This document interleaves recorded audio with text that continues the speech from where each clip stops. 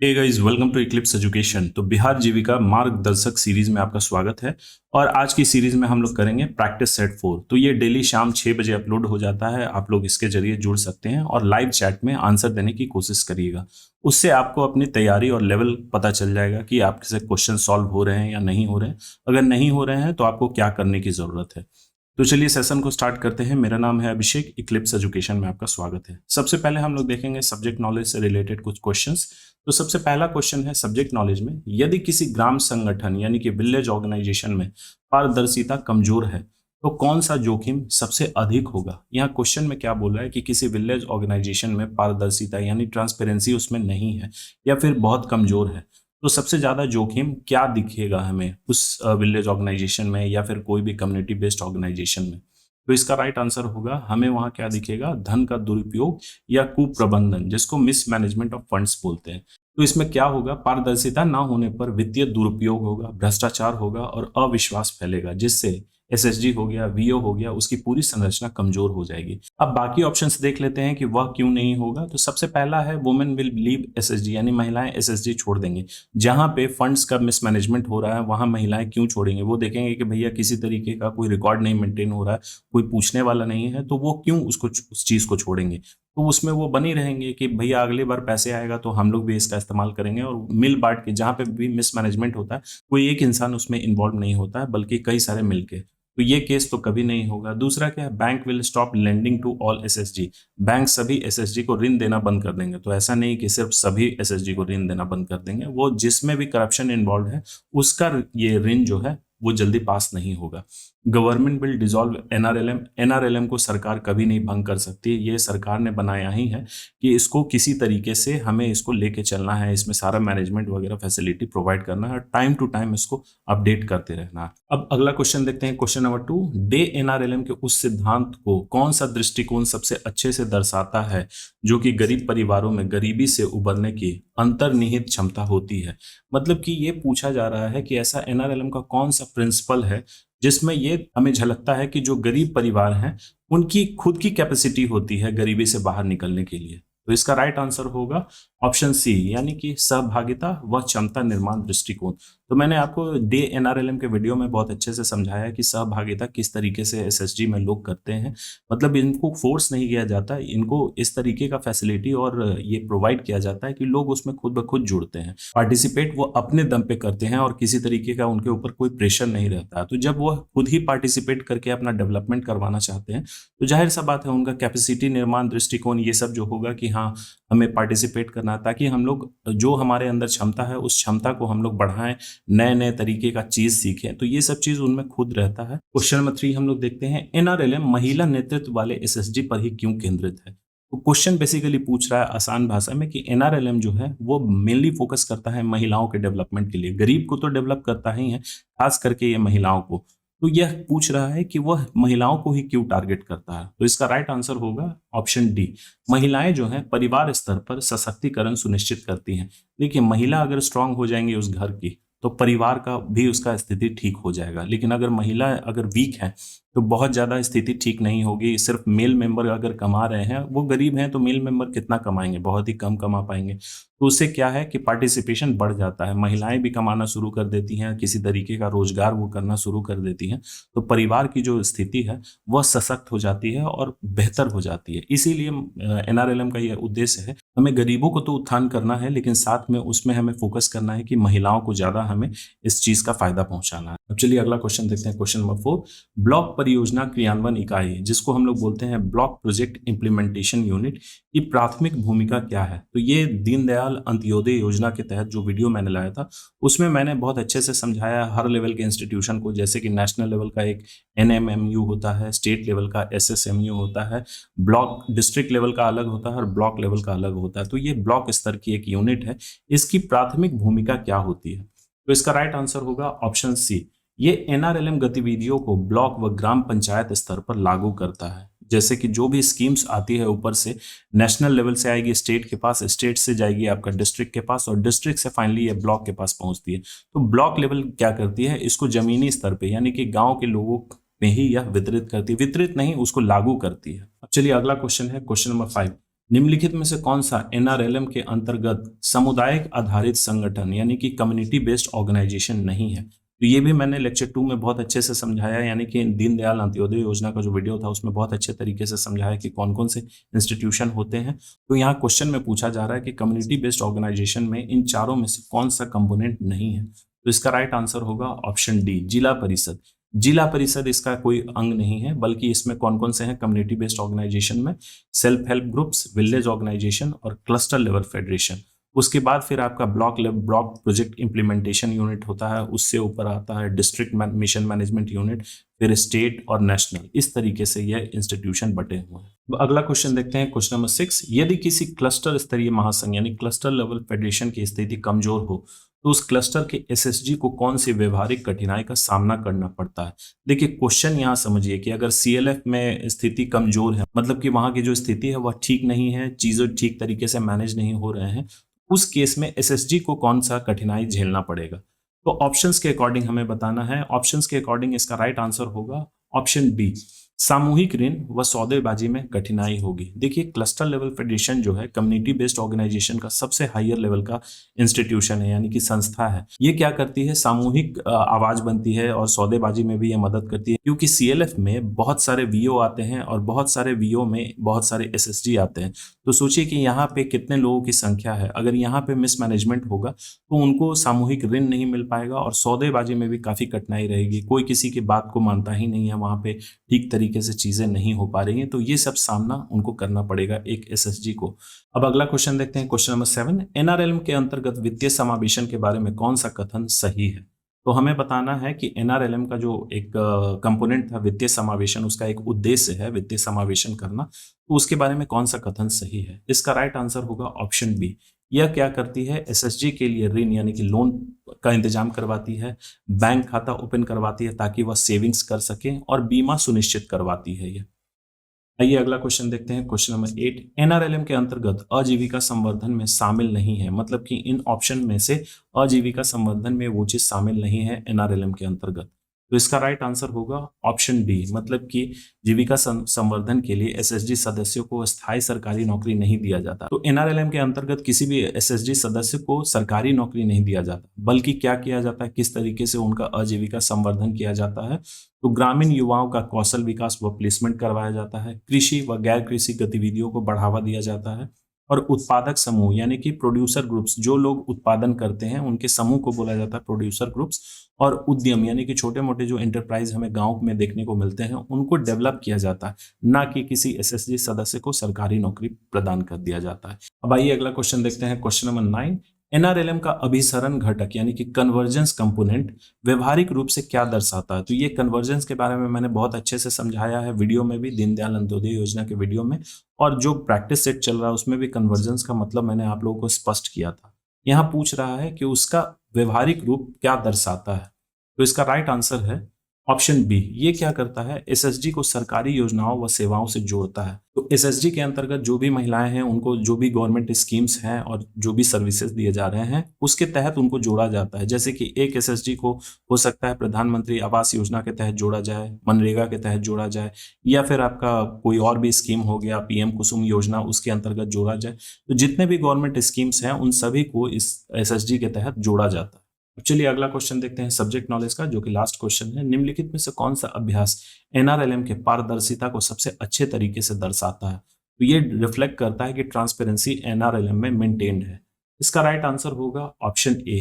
ये एसएसजी के वित्तीय अभिलेख, जैसे कि जो भी लोन दिया गया, पैसे का लेन देन, कितने मेंबर्स उसमें बैठ रहे हैं और किन्होंने लोन लिया है, वह लोन टाइमली जमा कर रहे हैं या नहीं जमा कर रहे हैं, वो सारा चीज उनके वित्तीय अभिलेखों में सभी सदस्यों को खुला रखा जाता है। तो ये चीज जो बुक ऑफ रिकॉर्ड्स होता है, जैसे कि उसमें आगे आप लोग पढ़िएगा किस किस तरीके के इसमें अकाउंट्स मेंटेन किए जाते हैं, रजिस्टर मेंटेन किया जाता है, वो सारा चीज सभी के लिए खुला रहता है, किसी एक के लिए नहीं। जैसे लीडर हो गया, उसमें 3 लीडर होते हैं, एक अध्यक्ष, एक कोषाध्यक्ष और एक सचिव, एक एसएसजी के अंतर्गत। तो ये सिर्फ इनके लिए वैलिड नहीं होता, बाकी जो भी मेंबर्स इसमें है सभी को इसको देख सकते हैं हर लेवल पे, चाहे एसएसजी लेवल पे, चाहे आपका वीओ लेवल पे, या फिर आपका सीएलएफ लेवल पे। तो इसीलिए ट्रांसपेरेंसी इसमें मेंटेन्ड है। तो चलिए यहाँ कंप्लीट हुआ हमारा सब्जेक्ट नॉलेज का 10 मोस्ट इंपॉर्टेंट क्वेश्चंस। अब आइए हम लोग दूसरा टॉपिक देखते हैं, कंप्यूटर फंडामेंटल्स।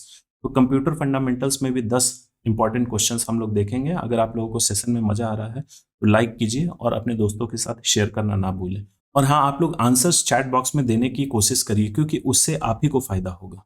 चलिए कंप्यूटर फंडामेंटल्स का पहला क्वेश्चन देखते हैं। क्वेश्चन नंबर 11, एमएस वर्ड में कौन सा फीचर आपको यह देखने की सुविधा देता है कि प्रिंट करने पर डॉक्यूमेंट कैसा दिखेगा। तो कोई डॉक्यूमेंट हमने एमएस वर्ड पे बनाया, अब उसको हम लोग प्रिंट करना चाहते हैं। तो प्रिंट करने के लिए हमें यह देखना होगा, एक व्यू होता है कि हमारा जो एक्चुअली में हमने डॉक्यूमेंट बनाया वो तो इलेक्ट्रॉनिक फॉर्म में कंप्यूटर पे, लेकिन वह पेपर पे प्रिंट होगा तो कैसा दिखेगा। तो इसके किस फैसिलिटी के जरिए यानी किस फीचर के जरिए हम लोग देख सकते हैं इस चीज को। तो इसका राइट आंसर है option C, print layout view. View बहुत तरीके का होता है, ड्राफ्ट व्यू होता है, आउटलाइन व्यू होता है, वेब लेआउट व्यू होता है, लेकिन अगर हमें यह देखना है कि पेपर पे वह कैसा प्रिंट होगा हमारा कंटेंट, तो हम लोग प्रिंट लेआउट व्यू को चूज करेंगे। अब अगला क्वेश्चन है क्वेश्चन नंबर 12, एमएस एक्सेल में A1 से लेके A10 तक संख्याओं का औसत निकालने के लिए हम कौन सा फॉर्मूला उपयोग करेंगे। तो देखिए एमएस एक्सेल में बेसिकली फॉर्मूला से ही क्वेश्चंस रहते हैं। तो यहाँ पूछा जा रहा है कि एक सेल का रेंज दिया हुआ है A1 से लेके A10, उसमें हमें बताना है कि उन सारे नंबर्स का एवरेज निकालना है। तो हमें एवरेज निकालने के लिए कौन सा फॉर्मूला इस्तेमाल करना होगा। तो इसका राइट आंसर होगा ऑप्शन सी, इक्वल टू। कोई भी फॉर्मूला एमएस एक्सेल में स्टार्ट होता है तो इक्वल टू साइन से, उसके बाद एवरेज हम देंगे। फॉर्मूला हमें एवरेज का निकालना है तो एवरेज लिखेंगे, फिर ये ब्रैकेट ओपन और क्लोज, उसके अंदर हमें रेंज देना है। तो रेंज में कहने का मतलब कि हमें डेटा जो है कहां से कहां तक का एवरेज चाहिए। तो सेल A1 से लेके A10 तक का, और बीच में यह कॉलन है, कॉलन से सेपरेट होता है। जब हम ये ब्रैकेट बंद करके एंटर प्रेस करेंगे तो हमारा जो A1 से लेके A10 तक जो भी डेटा था उसका एवरेज निकाल के हमें आउटपुट दे देगा। यहाँ देखिए मैंने एक स्क्रीनशॉट के जरिए आपको समझाने की कोशिश की है। ये एक्सेल का छोटा सा लेआउट है। यहाँ देखिए सेल A है तो ये A1 हो गया, A2 हो गया, A3, A4, A10 तक हमने डेटा लिखा, 1 2 3 4 5 6 7 8 9 10 तक। अब मैंने यहाँ 11 सेल में यानी A11 में यहाँ देखिए कि आपका एड्रेस बार जो है उसमें यहाँ पे A11 सेलेक्टेड है। यहाँ मैंने एक फॉर्मूला लगा दिया। फॉर्मूला आपको फॉर्मूला बार में यहाँ दिखेगा, इक्वल टू एवरेज A1 से लेके A10 तक मैंने सेलेक्ट किया, और जैसे ही मैंने एंटर प्रेस किया इस A11 सेल में इन सभी को ऐड करके उसका एवरेज निकाल दिया। जैसे कि इन सभी को ऐड करके एवरेज निकलता है 5.5, तो यहाँ पे ऑटोमेटिकली 5.5 आ गया। अब इसे आप लोग प्रैक्टिकल करके देखिएगा। अब आइए अगला क्वेश्चन देखते हैं। क्वेश्चन नंबर 13, दिल्ली, मुंबई और बेंगलुरु में किसी कंपनी के कार्यालय हैं, ऑफिस है। इन्हें सुरक्षित रूप से जोड़ने के लिए कौन सा नेटवर्क सबसे उपयुक्त होगा। तो मतलब कोई ऑफिस का ब्रांच है आपका दिल्ली में, मुंबई में और बैंगलोर में, और सभी कोई एक दूसरे के साथ जोड़ना चाहते हैं, तो किस तरीके का नेटवर्क स्थापित करना होगा। तो इसका राइट आंसर होगा ऑप्शन बी, WAN, यानी कि वाइड एरिया नेटवर्क। तो देखिए जो भी नेटवर्क स्थापित किया जाता है वह कुछ रेंज पे होता है। जैसे कि एक बिल्डिंग में हमें करना है, एक कॉलेज के अंतर्गत करना है, तब हम लोग लैन स्थापित करेंगे। एक शहर के अंतर्गत करना है तब हम लोग मैन स्थापित करेंगे, यानी मेट्रोपॉलिटन एरिया नेटवर्क। और अगर 1 to 1 करना है, जैसे कि मोबाइल से हॉटस्पॉट वगैरह शेयर करना है, तब वो पैन हो। तो वैन का रेंज पूरे दुनिया भर में फैला हुआ है। हम लोग ऐसा नहीं कि किसी एक सर्टन कंट्री तक में ही कनेक्ट कर सकते हैं। ये हो सकता है कि इंडिया से अगर उसका ऑफिस इंडिया, ऑस्ट्रेलिया और USA में हो, तब हम लोग उस स्थिति में भी वैन ही नेटवर्क सेटअप करेंगे, यानी कि वाइड एरिया नेटवर्क। अब आइए अगला क्वेश्चन देखते हैं। क्वेश्चन नंबर 14, ऑनलाइन बैंकिंग लेन देन में सुरक्षित डेटा ट्रांसफर के लिए सबसे अधिक उपयोग किए जाने वाला प्रोटोकॉल कौन सा है। तो प्रोटोकॉल हमने पढ़ा है कि यह कंप्यूटर नेटवर्क में एक तरीके का नियम और कानून होता है। तो ये हमें खुद सेट नहीं करना होता, बल्कि जो डेवलपर हैं वही इसको सेट करके देते हैं, ताकि जो डेटा ट्रांसमिशन हो रहा है, डेटा जो शेयर किया जा रहा है, वो सिक्योर रहे, मतलब सुरक्षित रहे। तो इसका राइट आंसर है ऑप्शन बी, HTTPS। चलिए इसे एक एग्जांपल से हम लोग समझते हैं। सपोज करिए कि कोई आपको एग्जामिनेशन फॉर्म फिलअप करना है BPSC का। तो जब आप BPSC की वेबसाइट पे जाते हैं, ये उसका वेबसाइट का एड्रेस होता है www.bpsc.bih.nic.in। उसके पहले आप लोग गौर करिएगा, जब आप लोग एडवर्टीजमेंट वगैरह पढ़ रहे हैं उस समय HTTP हमेशा लिखा होगा, HTTPS नहीं। लेकिन जैसे ही इसको फॉर्म फिलअप हम लोग करना शुरू कर देते हैं और पेमेंट पेज पे आता है, तो P के आगे S लग जाएगा, यानी कि HTTPS होगा। तो ये डिनोट करता है कि यहाँ पे आपका जो इंफॉर्मेशन है, जैसे कि हम लोग बैंकिंग डिटेल्स वहाँ पे फिलअप कर रहे हैं, तो वो वेबसाइट हमें सिक्योर कर देता है कि आपका जो डेटा है वह सिक्योर है, यानी कि सुरक्षित है, इसको कोई हैक नहीं कर सकता। यही होता है HTTPS प्रोटोकॉल का फायदा।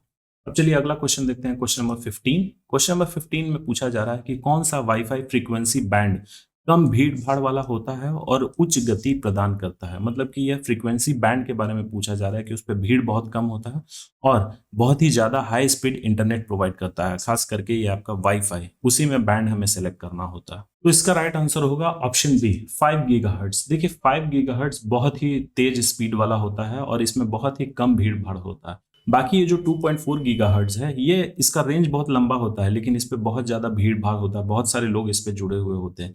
जैसे कि आपका माइक्रोवेव हो गया, ब्लूटूथ हो गया, ये सब 2.4 गीगाहर्ट्ज के बैंड पे काम करते हैं। लेकिन 5 गीगाहर्ट्ज बहुत ही तेज स्पीड वाला इंटरनेट होता है, जैसे कि आपका 5G 5G हो गया या फिर 4G हो गया। ये सब 5G से आप ये मत समझ जाइएगा कि वह 5 गीगाहर्ट्ज के बैंड पे काम करता है। 4G भी 5 गीगाहर्ट्ज के बैंड पे काम करता है। बैंड बेसिकली क्या हुआ, आपको दो रास्ता प्रदान किया जा रहा है। जैसे कि आप एक कनेक्शन लेके आ रहे हैं, तो इसमें क्या है, यूजुअली 2.4 गीगाहर्ट्ज काम करता है। जिनका 4G डिवाइस नहीं है, 5G डिवाइस नहीं है, उस पर 2.4 गीगाहर्ट्ज ही काम करेगा, क्योंकि उसकी कैपेसिटी उतनी नहीं है कि उस पर इतना हाई स्पीड इंटरनेट चल पाए। लेकिन जो 4G या फिर 5G इनेबल्ड डिवाइस होंगे, उस पे क्या है, आपका 5 गीगाहर्ट्ज और 2.4 गीगाहर्ट्ज दोनों का ऑप्शन रहता है। अगर इसमें ये कनेक्शन में कोई प्रॉब्लम है तो ऑटोमेटिकली वो 2.4 गीगाहर्ट्ज पे वो कनेक्ट हो जाता है। ये एक वायरलेस कनेक्शन का प्रकार होता है। अब चलिए अगला क्वेश्चन देखते हैं, क्वेश्चन नंबर 16। MS वर्ड में कौन सा फीचर टेबल ऑफ कंटेंट्स को स्वचालित रूप से बनाने में मदद करता है? तो देखिए, हमें ये टेबल ऑफ कंटेंट बनाने की जरूरत कब पड़ती है, जब हम लोग कोई बुक वगैरह बना रहे हैं या फिर कोई रिपोर्ट बना रहे हैं, बहुत सारे उसमें पेजेस हैं। तो हम लोग क्या करेंगे, एक तरीके का स्टार्टिंग में जो टेबल इंडेक्स पेज होता है, उसमें हम लोग टेबल ऑफ कंटेंट बनाते हैं, जिसमें चैप्टर वाइज हम लोग लिखते हैं कि चैप्टर 1 में कौन कौन से ये टॉपिक्स होंगे। इस तरीके से वो फर्स्ट पेज या सेकंड पेज पे होता है। किसी भी बुक का यही फीचर होता है। तो जैसे इलेक्ट्रॉनिक बुक है, हम लोग चैप्टर 1 पे जैसे ही क्लिक करेंगे तो डायरेक्ट हमारा जो कर्सर है वह उस पेज में चला जाएगा। सपोज करिए कि यहाँ पे चैप्टर 1 दिया गया है पेज नंबर 15 पे, उसके पहले बहुत सारा एडवर्टीजमेंट रहता है। एडवर्टीजमेंट नहीं बल्कि बेसिकली बुक के बारे में कुछ विशेषताएं, हो सकता है प्रीवियस ईयर क्वेश्चंस आपका दिया रहे। तो चैप्टर 1 स्टार्ट हो रहा है हमारा पेज नंबर 15 से। इलेक्ट्रॉनिक बुक की मैं बात कर रहा हूँ। जैसे ही हम लोग यहाँ पे क्लिक करेंगे, हमारा कर्सर डायरेक्टली आ जाएगा पेज नंबर 15 पे, यानी चैप्टर 1 पे। फिर दूसरा है आपका चैप्टर 2, वो हो सकता है पेज नंबर 30 पे रहे। तो उस पे जैसे ही हम लोग क्लिक करेंगे, डायरेक्ट हमारा माउस का कर्सर पेज नंबर 30 पे आएगा, 15 पे नहीं जाएगा, डायरेक्ट 30 पे आएगा। तो ये जो टेबल ऑफ कंटेंट है, वही पूछा जा रहा है कि MS वर्ड में हम किस तरीके से ऑटोमेटिकली उसको बना सकते हैं। तो इसका राइट आंसर होगा ऑप्शन सी, हेडिंग स्टाइल। जब हम लोग लिखेंगे चैप्टर 1, चैप्टर 2, चैप्टर 3, चैप्टर 4 इस तरीके से, और सबको हम लोग एक हेडिंग की तरह असाइन कर देंगे, मतलब कि इसको हेडिंग एज असाइन कर देंगे, तब ये क्या है, टेबल ऑफ कंटेंट बन जाएगा और जो काम मैंने बताया अभी उस तरीके से यह यूज हो जाएगा। अब चलिए क्वेश्चन नंबर 17 देखते हैं। MS एक्सेल का कौन सा फीचर है जो आपको बड़े डेटा को श्रेणियों के अनुसार जल्दी से सारांशित, यानी कि उसको समराइज करने की सुविधा देता है? तो ये MS एक्सेल में पूछा जा रहा है कि ऐसा कौन सा फीचर है जो बहुत लंबा चौड़ा डेटा है और उसको आपको ये फीचर दे रहा है कि आप उसको एक कैटेगरी में बांट दीजिए या फिर छोटा कर दीजिए, समराइज कर दीजिए। तो वो कौन सा फीचर है? इसका राइट आंसर होगा option B, pivot table. Pivot table basically क्या करता है, बड़े डेटा का विश्लेषण करने में मदद करता है, जिससे आप डेटा को एक ग्रुप में बांट सकते हैं, उसको फिल्टर कर सकते हैं। फिल्टर कहने का मतलब कि जो चीज़ उसमें रखना चाहते हैं, जो आपका रिक्वायरमेंट है, वही चीज़ उसमें शो करेगा। और समराइज भी इसको आप कर सकते हैं। हो सकता है कि आपका डेटा बहुत लंबे चौड़े शीट का है, मतलब 3-4 शीट में वो आ रहा है, तो आप चाहते हैं कि किसी को हमें रिपोर्ट प्रेजेंट करना है, तो आप पूरा का पूरा एक्सेल डेटा तो आप उसको नहीं दिखाइएगा। आप क्या करिएगा कि उसका एक समरी दिखाइएगा, मतलब छोटा रूप की बेसिकली ये टेबल में क्या क्या चीज़ है, तब आप पाइवट टेबल का इस्तेमाल करिएगा उस केस में। अब चलिए अगला क्वेश्चन है, question number 18। MS power point का कौन सा फीचर आपको सभी स्लाइड्स में समान डिजाइन लागू करने की सुविधा देता है? तो ये देखिए प्रैक्टिकल बेस्ड क्वेश्चन है। जैसे कि ये मैंने स्लाइड बनाया है पावर पॉइंट में, अब हर स्लाइड में मैं ये चीज कॉमन रखना चाहता हूँ कि ऊपर एक ये हेडिंग रहे, नीचे आपका ये टास्क बार में इस तरीके का एडवर्टीजमेंट रहे, वाटरमार्क लगा रहे, और भी कुछ चीज मैं ऐड करना चाहता हूँ, जैसे कि यहाँ मैंने कुछ टेक्स्ट ऐड किए हैं। तो ये मैं चाहता हूँ कि सभी स्लाइड्स पे ये कॉमन रहे, बार बार जाके मुझे हर स्लाइड में ये चीज बनाना नहीं पड़े। वही चीज क्वेश्चन में पूछा जा रहा है। तो उसको हम लोग किस तरीके से सेट कर सकते हैं? स्लाइड मास्टर व्यू से। स्लाइड मास्टर में जाएंगे, हम लोग एक स्लाइड में वो सेट कर देंगे, बाकी सारे स्लाइड में उसी तरीके का डिजाइन हो जाएगा। इसको हम अपने मर्जी के अनुसार भी चेंज कर सकते हैं। अब आइए हम लोग अगला क्वेश्चन देखते हैं, क्वेश्चन नंबर 19। निम्न में से कौन सा पोर्ट सबसे तेज डेटा ट्रांसफर गति प्रदान करता है? ये कंप्यूटर हार्डवेयर से बेसिकली क्वेश्चन है, ये प्रैक्टिकल बेस्ड क्वेश्चन है। आपको डिवाइस को ये देखना चाहते हैं कि आप अपने डिवाइस को कितने अच्छे तरीके से जानते हैं। यहाँ पूछा जा रहा है पोर्ट के बारे में। पोर्ट बेसिकली क्या होता है, एक ऐसा स्थान जिसमें हम लोग पेन ड्राइव वगैरह लगाते हैं, उसको हम लोग पोर्ट बोलते हैं। तो यहाँ पूछा जा रहा है कि जब हमें कोई डेटा ट्रांसफर करना है बहुत ही हाई स्पीड पे, तब हम लोग कौन सा इन ऑप्शंस में से पोर्ट का इस्तेमाल करेंगे। तो इसका राइट आंसर होगा ऑप्शन सी, यानी कि थंडरबोल्ट 3। तो ये देखिए एक नया तरीके का पोर्ट है जो आप जो नए डिवाइसेस आ रहे हैं लैपटॉप और कंप्यूटर, उसमें ये अवेलेबल रहते हैं। एक होता है आपका यूएसबी, नॉर्मल यूएसबी ये हो गया, उसमें भी 3.0 है, 2.0 है। तो 3.0 और 2.0 आप लोग कैसे पहचान पाइएगा। 3.0 में बेसिकली क्या होता है कि ब्लू कलर का, उसमें ये जो इंटरनल पार्ट है वो ब्लू कलर का होगा, तब आप पहचान जाइएगा कि वह यूएसबी 3.0 है। अगर ये ब्लैक कलर का होगा तब वह यूएसबी 2.0 है। उसमें डेटा ट्रांसफर रेट जो है वो थोड़ा कम होता है यूएसबी 3.0 के कंपैरिजन में। थंडरबोल्ट 3 आपको देखने में टाइप सी जो पोर्ट होता है, जो अभी के जमाने में जिससे आप लोग अपना मोबाइल चार्ज कर रहे हैं, ठीक उसी तरीके का होता है। इसमें टाइप सी पोर्ट ही लगता है, लेकिन ये ऊपर इस तरीके का सिंबल बना हुआ होगा कुछ ऐसा करके। तो ये डिनोट करता है टाइप सी। जो पोर्ट आप देख रहे हैं उसके ऊपर अगर ये सिंबल बना हुआ तो आप समझ जाइएगा कि ये थंडरबोल्ट 3 पोर्ट है। मतलब इसमें डेटा ट्रांसफर हो सकता है और बहुत ही हाई स्पीड में। इन सभी से सबसे ज्यादा हाई स्पीड आपका इसमें होता है थंडरबोल्ट 3 में। तो देखिए थंडरबोल्ट 3 में 40 जीबीपीएस यानी कि 40 गीगाबाइट पर सेकंड का स्पीड ये होता है। यूएसबी 3.0 में क्या होता है 5 जीबीपीएस, यानी एक सेकंड में 5 जीबी तक का डेटा इसमें जा सकता है, उसके स्पीड से ट्रैवल करेगा। और यूएसबी 2.0 में 480 एमबीपीएस। तो ये देखिए कि 3.0 2.0 में ही इतना डिफरेंस है कि 2.0 आपका एमबी में ट्रैवल करता है, 3.0 आपका 5 जीबी पर सेकेंड ट्रैवल करता है, और थंडरबोल्ट 3 में क्या है आपका 40 जीबीपीएस, यानी कि एक सेकेंड में 40 जीबी का डेटा ट्रांसफर हो जाता है। तो ये अल्ट्रा हाई स्पीड हो गया। HDMI बेसिकली केवल ऑडियो और वीडियो डेटा को ट्रांसफर करता है, बाकी डेटा को ये नहीं ट्रांसफर कर जाएगा। चलिए अगला क्वेश्चन है, इस सीरीज का लास्ट क्वेश्चन है कंप्यूटर का, कि विंडोज कंप्यूटर को तुरंत लॉक करने के लिए कौन सा शॉर्टकट उपयोग किया जाता है। तो हम लोग विंडोज पे काम कर रहे हैं, ऑफिसेज वगैरह में ये ज्यादा होते हैं कि हम लोग क्या करना चाहते हैं, उसको लॉक करना चाहते हैं। तो ऐसा कौन सा शॉर्टकट की हम लोग इस्तेमाल करेंगे। इसका राइट आंसर है विंडोज प्लस एल। देखिए यहाँ कीबोर्ड के जरिए मैंने समझाया है, ये विंडोज का लोगो होता है आपके कीबोर्ड पे। विंडोज का की और एल की आप साथ में प्रेस करिएगा तो आपका जो सिस्टम है वह लॉक हो जाएगा। अब उसमें आपने पासवर्ड लगाया है, तब आपको पासवर्ड एंटर करके ओपन करना होगा, नहीं तो बस ये दिखा देगा कि आपका सिस्टम लॉक है, और एंटर प्रेस करिएगा तो ओपन हो जाएगा। यहाँ कीबोर्ड में यहाँ पे स्थित होता है आपका विंडोज की, और एल यहाँ पे होता है, दोनों को एक साथ आपको प्रेस करना है।